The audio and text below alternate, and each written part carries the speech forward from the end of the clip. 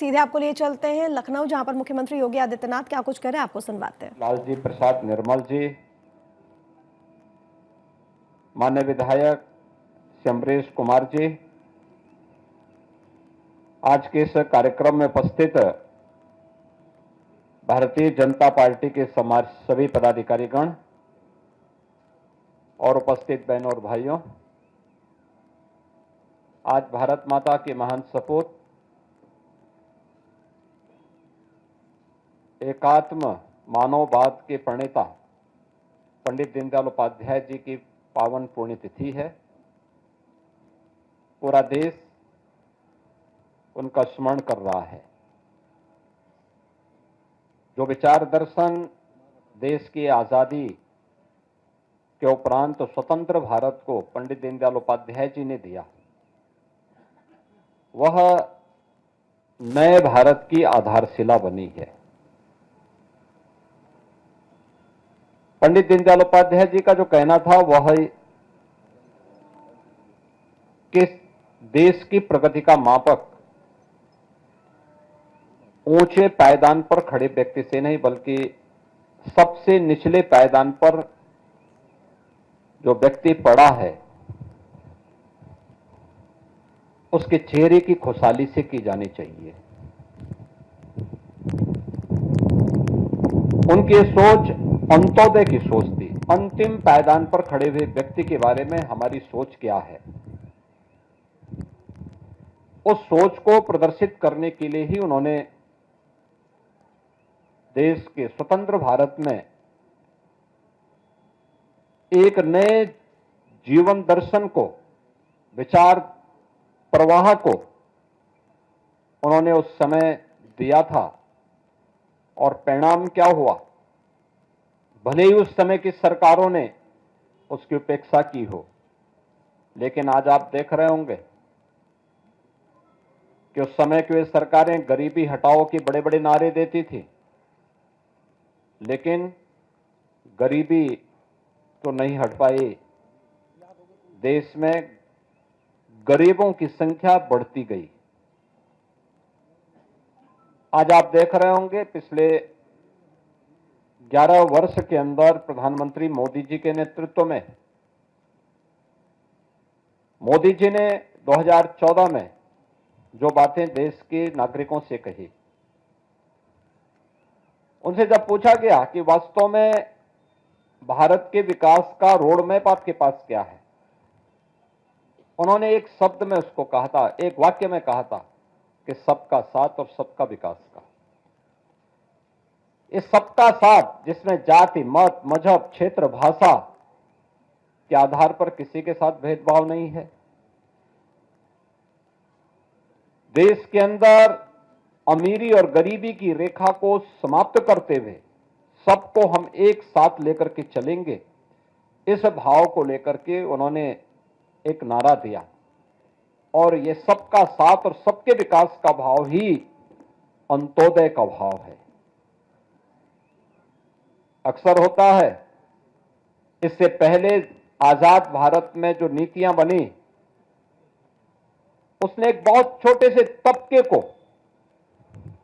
समृद्धि की एक नई ऊंचाई पहुंचाने में मदद भले की हो, लेकिन एक विराट विशाल तबका ऐसा था जो अभावों से जूझ रहा था, बुनियादी सुविधाओं से जूझ रहा था,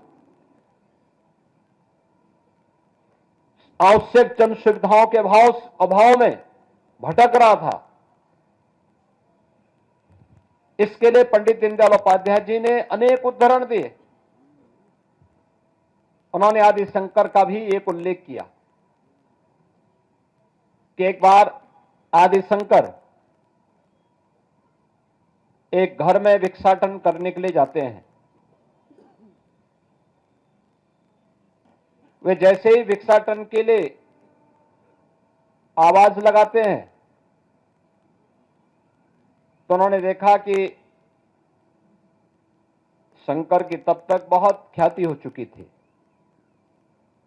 घर की महिला और घर का पुरुष नाम सुनकर के बहुत सारी भीख देने के नाम पर बहुत सारा द्रव्य और अन्य सामग्री उन्हें देने के लिए आया। सामने दाता खड़ा है, लेने वाला सामने संकर के रूप में खड़ा है, लेकिन इसी दौरान उस घर के बगल में एक व्यक्ति की करा उनके कानों में सुनाई देती है, जो भूख से तड़प रहा है, करा रहा है। तो जैसे ही घर की मालकिन भिक्षा देने के लिए आगे बढ़ी, उन्होंने आदि शंकर से इस बात का अनुरोध किया कि आप हमें कृतार्थ करें से लेकर के। आदि शंकर ने अपनी झोली पीछे कर दी। उन्होंने कहा, नहीं, मैं ऐसे घर की भिक्षा नहीं ले सकता जिनके मन में इतनी संवेदना न हो कि घर का बगल का व्यक्ति भूख से तड़प रहा है और हम केवल पाखंड करने के लिए, प्रोपेगेंडा करने के लिए मुझ जैसे ख्याति प्राप्त व्यक्ति को भिक्षा देने का एक ढोंग कर रहा हो, और मैं आपकी भिक्षा इसलिए नहीं ग्रहण कर सकता क्योंकि इससे मुझे पाप ज्यादा लगेगा, इससे आपको पुण्य नहीं लगने वाला है। ये बातें हमारे दैनिक जीवन में भी उतनी महत्वपूर्ण है। आप अक्सर देखते होंगे प्रधानमंत्री मोदी जी ने जब कहा था सबका साथ और सबके विकास का, तो समाज को एक साथ लेकर के चलने की एक नई प्रेरणा इसके अंदर है। पंडित दीनदयाल उपाध्याय जी ने इन्हीं बातों को, अंत्योदय की बात कहकर के एक नई प्रेरणा प्रदान की थी, एक नया विचार दर्शन दिया था। हम अपने दैनिक जीवन में भी इस बात को देखते होंगे, पारिवारिक जीवन में भी आप देखते होंगे, सार्वजनिक जीवन में भी देखते होंगे। आप सब पास पास तो हैं, लेकिन साथ साथ नहीं है। और जब भी व्यक्ति पास पास तो होता तो एकांकीपन महसूस करता है, डिप्रेशन का शिकार होता है। व्यक्ति का व्यक्तिगत डिप्रेशन हो या समाज का डिप्रेशन, यह अपने आप में एक बीमारी है। इस बीमारी से उबरने का एक ही मंत्र है, और जिसे मोदी जी ने बहुत स्पष्ट शब्दों में कहा था, सबका साथ और सबका विकास का।